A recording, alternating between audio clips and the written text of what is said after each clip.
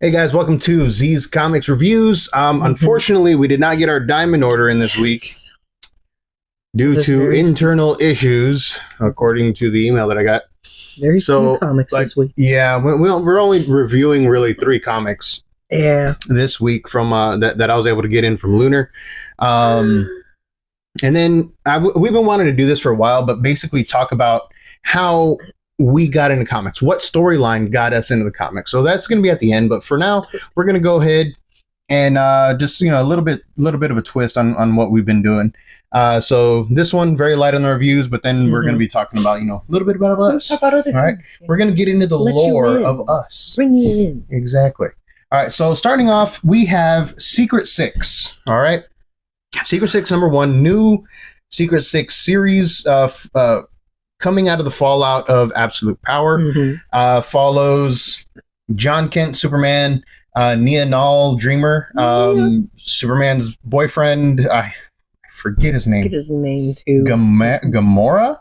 No, it's not Gamora. Galama? It's a G. There's a G and an A and then an M.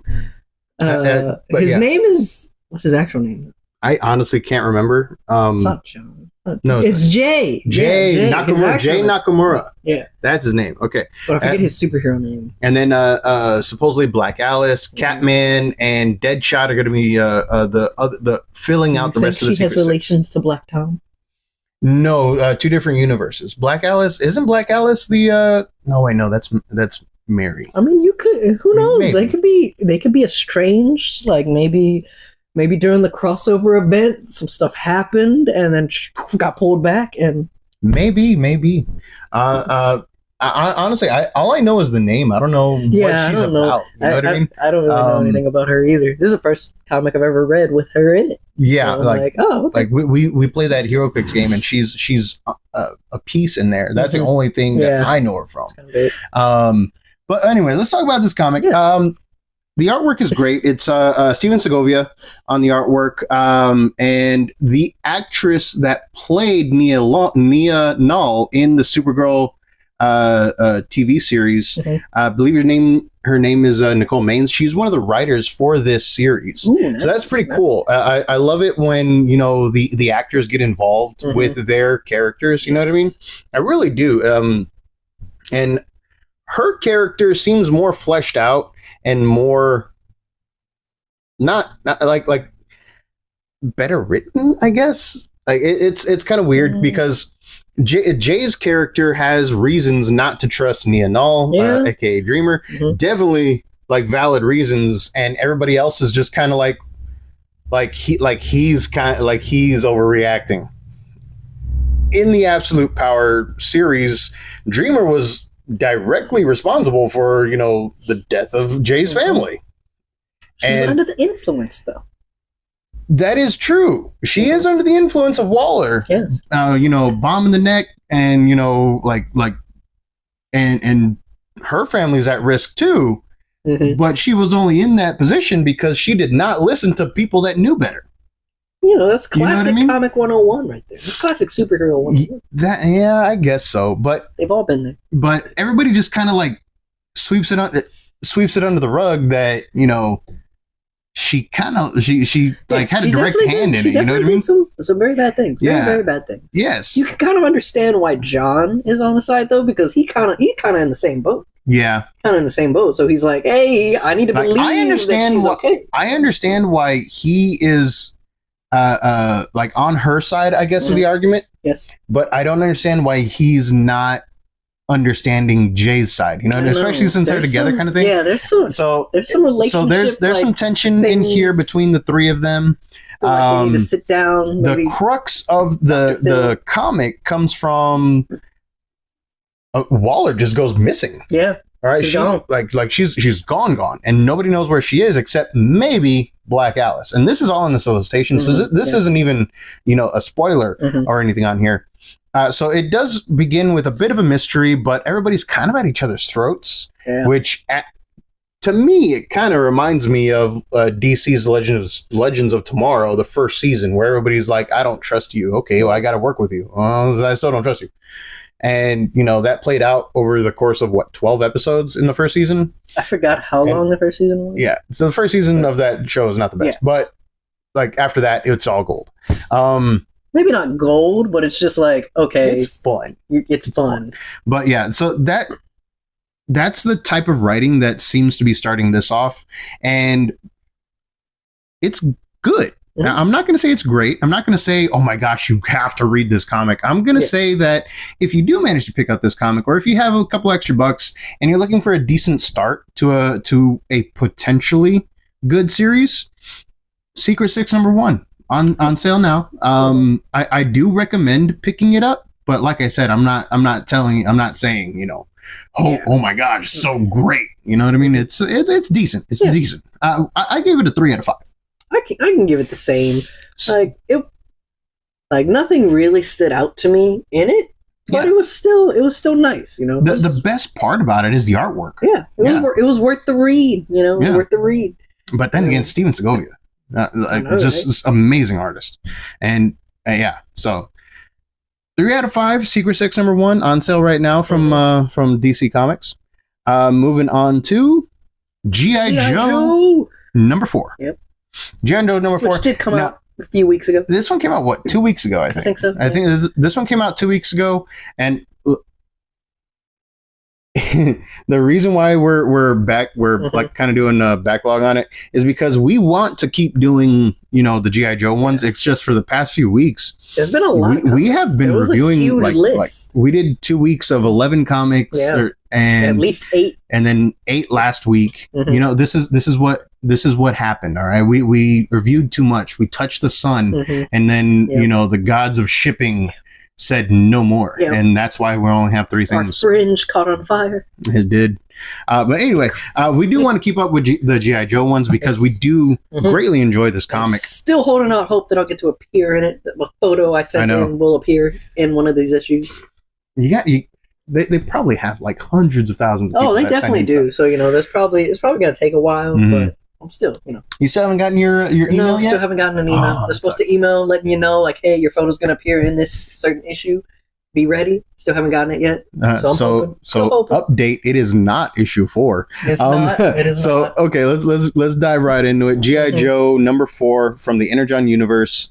Image Skybound. Yes. I'm gonna tell you guys straight out. It's a 4 out of 5 on my end. It is not as strong as the previous issues, 1 through 3. Mm-hmm. This one right here kind of slows it down a bit to maybe turning into like a little bit of a calculating type of thing now. It's definitely getting into the planning phase of G.I. Joe. Yeah, and they know what they know, and now it's time to begin the other half of the battle. Exactly. Knowing is half the battle, and this right here is showing how they are trying to know things, how they're trying to learn things. Excuse me.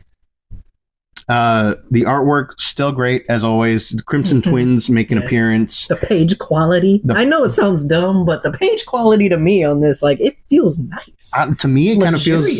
To me, it feels like high-end old school comics. Yes, because there were different paper stock used for different types of comics. It's one of those where I'm like, what? These are $4.99? Yeah, $3.99. $3.99. Yep. But anyways, it's bruh, even if it was $4.99, I'd be like, I feel the quality in this. This is good. It's not that flimsy stuff. All right. But anyways, yes. We talked about the literal comic. Now we can get back. So it picks off exactly where issue 3 left off, where the Joes are kind of getting their butts handed to them while trying to protect a witness. And then, things happen, things keep going, and little bits and pieces are being shown behind the scenes from Destro and Cobra Commander's camp. And you're trying to figure out where all of these pieces fit in. But they raise more questions than they do answers in this issue. And I'm kind of excited where they go, because Energon is going to be playing a massive role in this series, it looks like, because of various parts of the comic where the undercover agent is finding, oh man, they need Energon? Okay, we got to figure out how to get this info to the Joes, kind of thing. So it's pretty cool that the Cobra organization is starting to be on the move, things like that, and Cobra Commander he keeps on undermining Destro, because apparently Destro was supposed to be in charge, but now Cobra Commander is just kind of like, when is he ever in charge? I know, right? Like he's basically the Starscream of humans, exactly, right? The man just gets, but yeah, so like G.I. Joe #4, I'm giving a very positive 4 out of 5. I do highly recommend picking up this one. Okay. Yes. Anything else on it? Not really. You kind of touched on everything. Just this issue really is kind of just like, okay, for the first 3, we've kind of been a little bit like pedal to the metal, giving you the actiony part of Joe. Now, like, here comes some info. He's going to get a little info, take a little back step, calm down a little bit, take the little pedal off the gas, give you the info, show like the planning stages. So if you have been a fan of the fact that it has been really like kind of fast paced, with that action, you might feel a little bit down about this issue just because it does slow down a bit. But the story, to me, the story is still there, still intriguing, still worth the pickup. All right, guys, and we're moving on to the last one that we have for the night. The last review that we have for the night. Yes. This one is Kill Train. This one is actually supposed to be out a couple weeks ago. I barely got it in. There was a hiccup with my orders. I know I FOC'd this and stuff like that, but for some reason it didn't come in. Yep. The Diamond closure, the Diamond bankruptcy is... No, this wasn't Diamond. This was a small hiccup because I only ordered 2. Oh. And maybe I thought I ordered through Diamond because it's Mad Cave, but Mad Cave is also through Lunar, so I had to find it through Lunar, and they're the ones that got me this one. So it was supposed to be out a couple weeks ago, but we reviewed #1, and we were very like we were anticipating #2, very, like really like we were really excited for it, right? So Kill Train #2 starts off immediately where issue 1 left off, where they are ninja. With Trash Ninja coming in, like zip zapping everybody with the knife and everything like that. And Vanessa, the main character, I remembered her name this time. Vanessa, the main character. There's a lot of Vanessas. There really are. Vanessa Fisk, Vanessa, whatever her name is. Sure, it's only 2, but still. It's strange that it happened twice in a week. Yeah, but yeah, it's the artwork feels a little oh man. Honestly, there were some points in this where I got like Scooby-Doo vibes. Yes. Because of the fact that like the way that they organize the panel. They'll pan out and show you them inside the train, but it's like, they obviously, since they're inside the train, they cut off half of the train. And it just seems very Scooby-Doo-ish, especially since in some of them, they're like, some of them are crawling, they're like crouched a little bit. The art was kind of...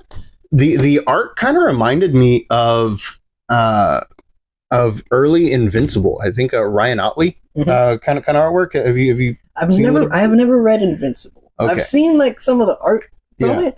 But that's basically what it looked like to me. A really, really cool mix of traditional comics and animation styled and art, but yeah, fantastic second issue. Yes. I'm giving it I give it a 4 out of 5. Really? Yeah. What's the reasoning for the reasoning is oh man, I'm trying to put it into words right here. It's great because I think we gave the first one a 3 out of 5. This one I give it a 4 out of 5 because the action is there. It doesn't try to be anything more than it needs to be, but at the same time it does feel kind of like everything is like Deus Ex Machina for her, and you know what I mean. Like things are just kind of happening in her favor, like plot armor, like basically Batman type. You know what I mean? And the plot armor kind of just takes me out of it a little bit.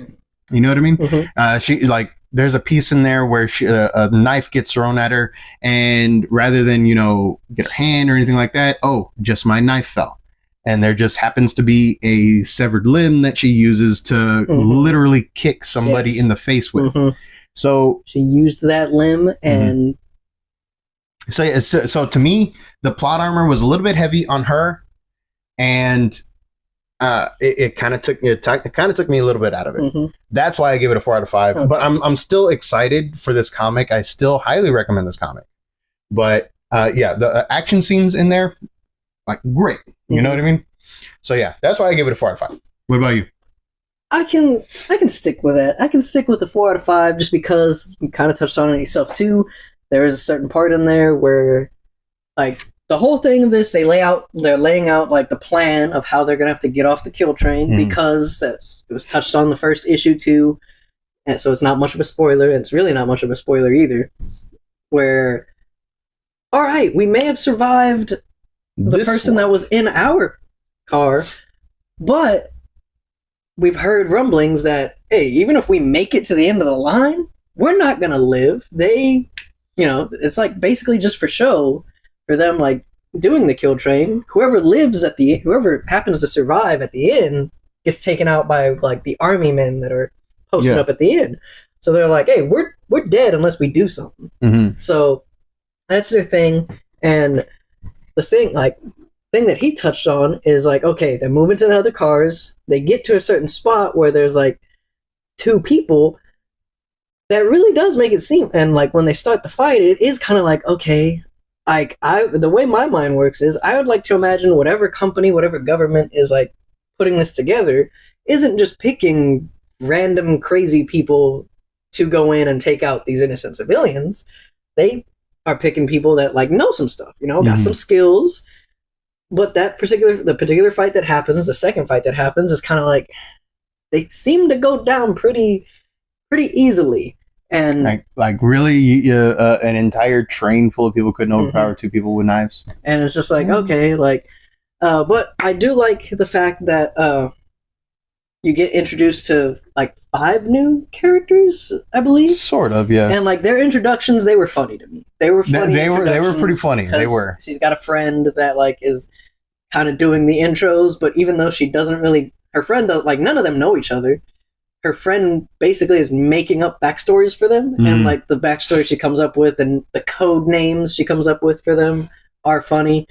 But yeah, like, so that was good. I love that. I love the new introduction, how it kind of definitely added a bit more humor to this one compared to the last one. The last one was very serious, this one adds a little bit more humor, but still keeps the same like serious tone. Yeah. Like, just like a bit of levity to help make it a little more palatable, I guess. It doesn't MCU it from like, I know I've said it before where it's like, okay, MCU kind of has this problem now where there's serious moments, but they just keep shoehorning in for comedy's sake. This one, the comedy does not feel shoehorned in. It's like, okay, let's lighten up the mood a little bit, but now we're back to to when it needs to be serious.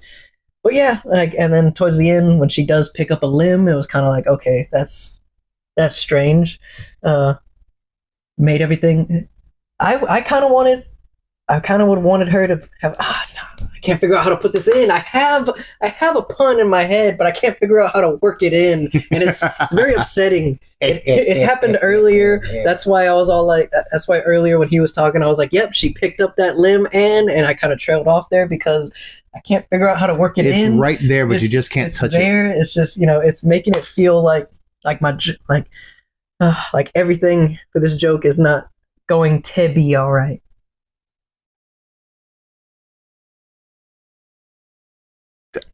I found a way. No. I found it. It's not the best. It's not the best one. But yes, because the certain limb that she does pick up, again, it's not going to be a spoiler because it's just the limb. But she does pick up a leg. God. And so I was like, okay, leg. Tibia is in the leg. So tibia, all right? Tibia, all right? It was difficult. Okay? Dude, you just got to stop. You just got to stop. I just hope they understand the level that I had to get to try and make this work. Okay? Stop, man. No, stop. But yes, like, anyway, puns aren't supposed to be work. They're just supposed to show up. And but the pun in my head, it came to my head, it showed up, and I was like, I have to get this out there. I can't just let it be my head thing. You see what I got to deal with here? But anyways, yes. But yeah. Very nice. 4 out of 5. Was worth it. Definitely story art. It's all good. Terrible puns notwithstanding. That's not on Kill Train number 2. That's on me. Kill Train number 2 on sale now. Definitely worth picking up. 4 out of 5. Now that does conclude our reviews for today. But like I said, we did want to, drop some lore about ourselves and show you guys what some of the storylines that help get us into comics. And maybe if y'all guys haven't seen or read these yet, you might like them. But I honestly don't know anybody that has not even heard of Kingdom Come. Okay, and this one was your first one, right? This one was your first one? My first comic that I have. Well, I never read the single issues because by the time I was of age to read, they were already there. But just about everybody and their mother has the trade paperback of it, especially around the time that Hastings was a thing. Oh, and it was pour one out for Hastings. The store put them out of business. Anyway, we weren't even a thought then. I know. But yes, this was I read I think I borrowed it from my cousin. I borrowed the trade paperback from a cousin, and Alex Ross, his art style is just freaking it's wow. It's amazing. He's my favorite. He's my favorite comic artist just because. And it was very the thing that really got me to be wow is because at the time I read it, I was maybe 11, 12-ish or so. And this isn't just a comic where it's oh, hey, flashy. There's a lot of actual intriguing, thought-compelling stuff. And for me at 11 years old to be reading it and being oh wow, I am into this. Let me backtrack. Let me get my Garfield dictionary out. I had a Garfield dictionary. It had actually comics. What does this word mean? Yeah, comic strips up there. So I was there going through the dictionary okay, yes, I understand. Yes. So yeah, the whole thing was just amazing, especially since my boy, one of my favorite superheroes of all time. And it flip-flops back and forth between actual favorite comic characters of all time. Captain Marvel, aka Shazam, but he is known as Captain Marvel in this. It was before they did away with the name. So yeah, my boy Captain Marvel, just freaking amazing in this one. It really touched on the classicness of what I knew of Captain Marvel, where it's okay, sure, he's a kid, but when he says Shazam, he basically becomes Superman. And I do kind of I'm not bashing on the new age Shazam where he is kind of still keeps his kid attitude. It was this version, the kind of classical version of him where he does kind of age up mentally too a bit, so he's not just well, also in this one, but in this one, yes, he's an actual adult. Yeah, he's full-fledged adult. Billy is William or whatever. But yes, the classic iteration was amazing. The sideways cape, just awesome. Dude, nobody can pull it off like Alex Ross. I mean, every other iteration, it looks good. But Alex Ross, there's just some magic to it. You know what I mean? Yes. Especially his Superman and Batman. Oh my gosh! Oh my gosh! His Trinity, Wonder Woman 2. Oh my! It just shines on the page. Yes, and so to me, it was kind of a strange. I guess it could be kind of a strange introduction to some people. Some people out there might be wow, Kingdom Come is the first full-fledged story you read. That's kind of, especially at 11. But everything just seemed so it was so compelling, so nice about it. The art style, second to none. The writing, which a lot of times too, because of this, I thought Alex Ross did a lot of writing and drawing all the time. So Alex Ross mainly did the artwork for this one. I mean, he helped Mark Waid a little bit in the writers' room, but Mark Waid is pretty much the main writer. Main guy. Yeah, he's the main writer for that. Yeah, I think Alex Ross helped out more on Marvels in the writing room, if I remember right. The Marvels one, yes, I think. Yeah. I think I remember that. I never read that one though. Surprisingly, you haven't read that one? Surprisingly, I'll have to dig mine out, and I'll let you read that one. But yeah, it's if you like Alex Ross artwork, that one. This one's amazing. That one to me is even better. But yes, it was especially one of the things that really got me into it is just because of the fact that so many people have read this storyline, just about any comic book person has read it. It made it very easy to start talking to people. Basically all my cousins have read it. all my friends that I ended up making have read it, and it just made it so easy to be able to like, you know, come into the world of comic books. Like people start saying like, oh, you like Alex Ross? Here, go try this. Go try this. Mm-hmm. Hey, you like this type of story? Go try this. Hey, you thought Shazam was cool? Hey, go this. And like, especially the Flash route, like the Flash is freaking amazing. There's so many characters in this that they're all interesting enough to where you're just like, oh, yes, let me branch out. Let me go check these guys out. Let me go check that out. It's a very it's hard for me to put into words, but yes. Yeah. So Kingdom Come, like when I originally read Kingdom, because when I originally read Kingdom Come, I had to reread it twice in order to understand everything. I think I was in my like late teens when I read it, but when I was going through it, I was like, okay, cool. It's like I read it just as a comic book, you know. And then I'm like, wait a minute. So I reread it, and I was looking to see like all the nuances and stuff. You know what I mean? And how they portrayed like all these new heroes. They're not even heroes. They're just superpowered beings that are fighting just to fight. And I'm like my first read through, I'm not gonna lie, I didn't get it because I was looking at the face value of it. You know what I mean? And then like my second read through, I'm like, oh damn, okay, this is starting to say something. Like, oh, okay. Yes. And then Superman, you know, removed himself from society after you know the Magog incident, and then he's just there. He's like, he doesn't want anything to do with the world, and everybody's like clamoring for him to come back and, you know, be a part of it. And Batman's all like, no, man, you left, you abandoned us, screw you, man. And Superman just comes back in, and he's like, nah, I'm responsible for this. I mean, I'm like, all these people are doing it in my name. I got to put a stop to it. So this one was basically, they basically did the what's it called? The Gulag?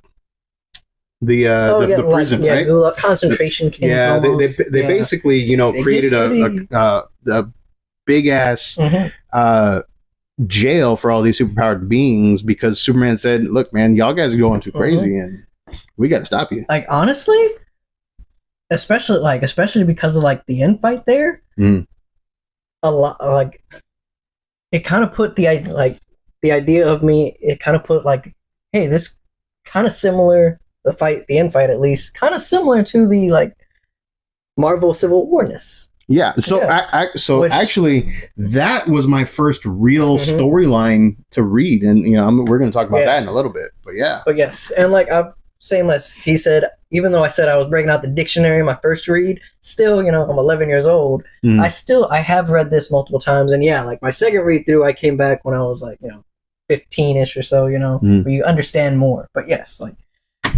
there's just so much in this, especially like just look, you got the front art. You got the back art here. It's just... Those nipples have been looking at me in the face the entire time. Okay. You have to go there? Like, I don't know why, but my eye, like, it draws your eyes. Okay. I mean, like... I don't know. Wonder Woman's very eyes have been drawing me. Like, them green eyes is like... But yeah, especially like this one is just... It's unbelievable. You get so many great iterations of, like, characters, the depictions, the art, the drawing of it.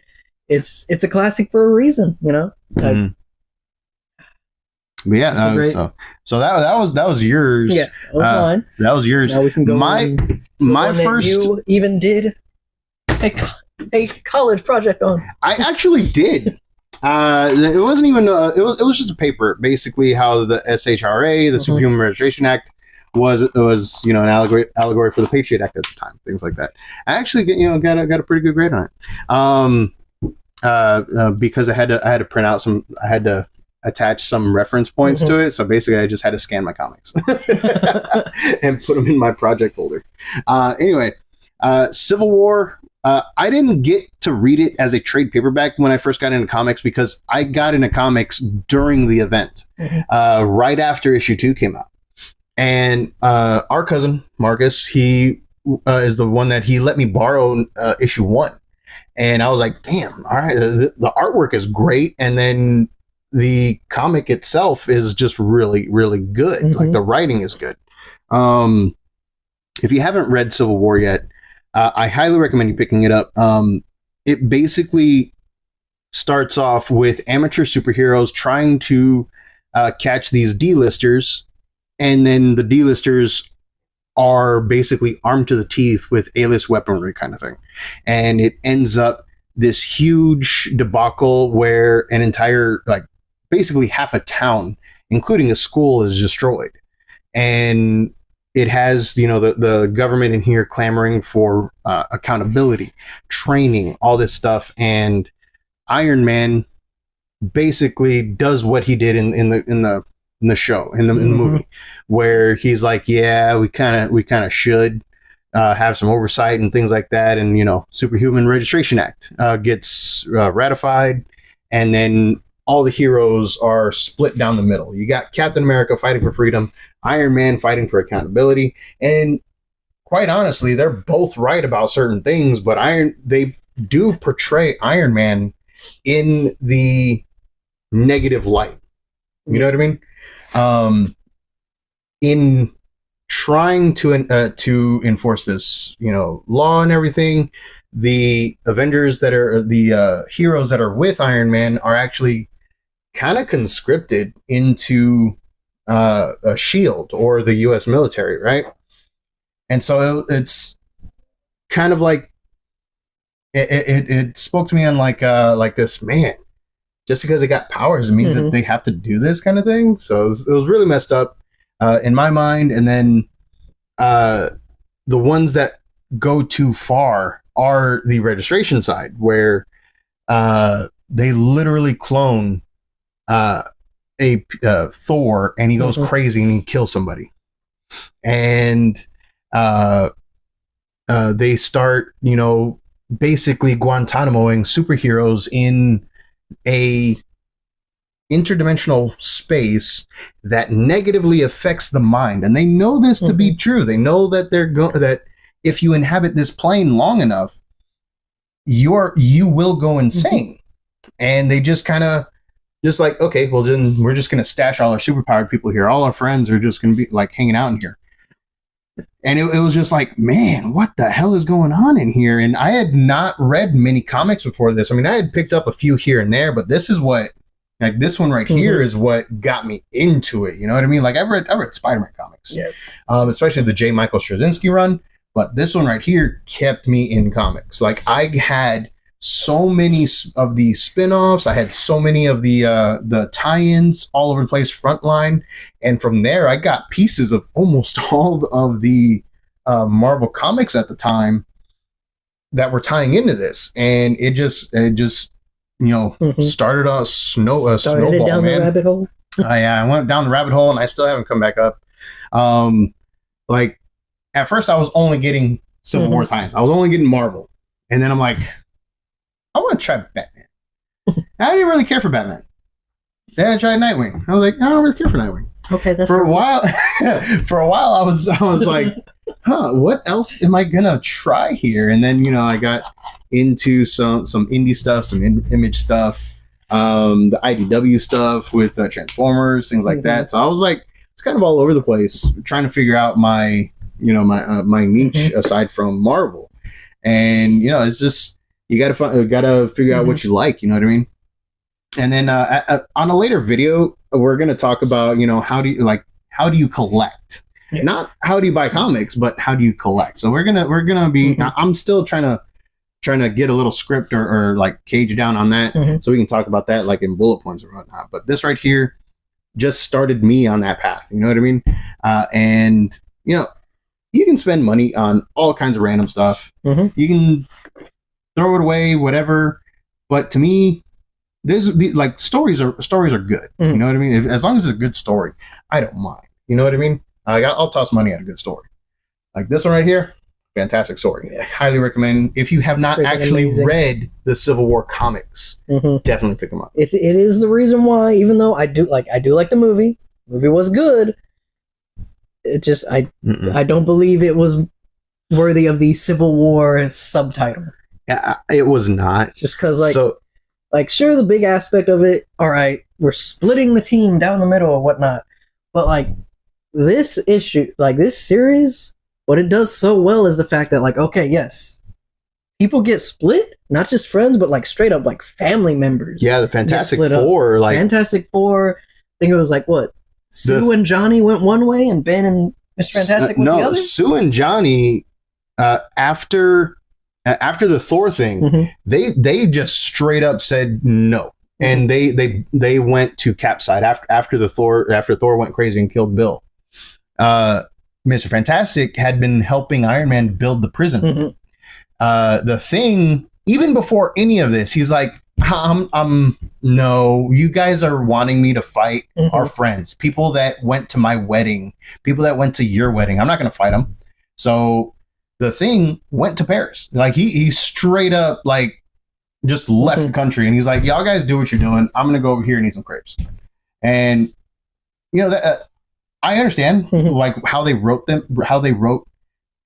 him to be able to do that. You know what I mean? Because throughout the whole thing, Ben is throughout all of the Fantastic Four history, Ben is probably the most family-oriented one in the Fantastic Four, and that is kind of sad when you think about it, because you know, you got Sue over there like ready to leave Reed at the drop of a hat every time Namor pops a shirt off, and then you know Reed is over there just buried in books, even though you know the two of them have 2 kids. So yeah, it's and then Johnny's over there sleeping with everybody. And then Ben is over there, and like him and his wife Alicia, like they're like the most healthy ones. You know what I mean? Yes. So yeah, I understand how they were able to write him out like that. The only ones that I did not read were the She-Hulk ones, and they portrayed her not as because she did not fight. Like she tried her damnedest not to fight in any of the conflicts in here. But what they did was they had her sign the Superhuman Registration Act, and she went and fought against it in the court. And so like she got it to the point where you're no longer conscripted. You have a choice on that, but you do have to register kind of thing. So that she did like get them to compromise, and she actually helped defend Peter when his identity was outed in issue 2, because he got sued by the Bugle, all this stuff, and she helped defend him, and then she helped like all these other heroes that were captured mount legal defenses and stuff. And then when the whole thing kind of blew up, she's like, well damn, I guess I gotta get involved, and she actually fought in the last battle. That's kind of like another reason why, like, hey, check out Civil War, just because of the fact that, like, this one storyline, like, springboarded not just one, but, like, at least 2 other very popular storylines. You got Spider-Man's identity being revealed and all that. Yeah, the Back in Black, One More Day. And then, heck, you got, like, basically Planet Hulk, too, because, like, even though it was, like, a behind-the-scenes thing, it's like, hey, what do we do with Hulk? Because actually no, Hulk was not involved in this. Yeah, that's what I'm saying. Like, it's like, what do we do with Hulk? Because like whatever sides get Hulk, basically is going to win. They're going to be able to overpower the other. So what do we do? How about we shoot him into space? No, they shot him into space a little bit before the series, if I remember right, in his own series. Yeah, but like I think I remember, he leveled like half of Vegas. But I think I also remember reading something once.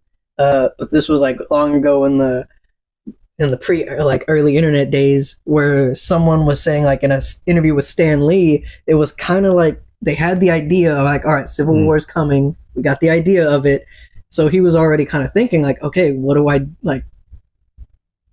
we do with the Hulk? And so they wrote in the thing of them shooting him into space in his own storyline as like, okay, this is a prep that we're doing for Civil War to get Hulk out of there. So that way we don't have to run into the problem of what do we do with Hulk in this big old thing. Well, the Hulk obviously would have sided with Cap on that one, because he just wants to be left alone. But at the end of the day, too, it's kind of like, okay, Cap got Hulk. When the fighting comes, it's like, bro, Cap's got Hulk. Yeah. Like, how is the fight even then?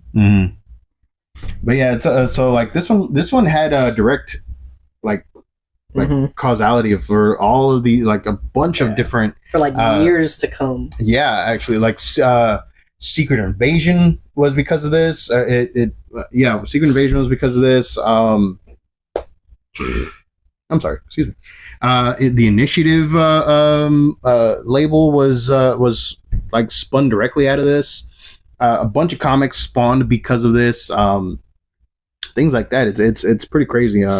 Back in Black for Amazing Spider-Man spun directly out of this one. One More Day, which I'm still pissed off about. One More Day, yes. I'm still pissed off about. Yes. Spun out of Back in Black because of this, and things like that. And like Civil War was just like it for me. You know what I mean? That's what started it all. But yeah. So yeah, eventually we'll start talking about other storylines that we like really enjoyed, things like that. But if you like the Reign Sing Raven 2 Mad Men, go ahead and give us a like, follow, share us with your friends, and we will see you guys next time. I think the next one is for Geek News on Sunday, Monday, Sunday. Yes. All right. We will see you guys later. Peace.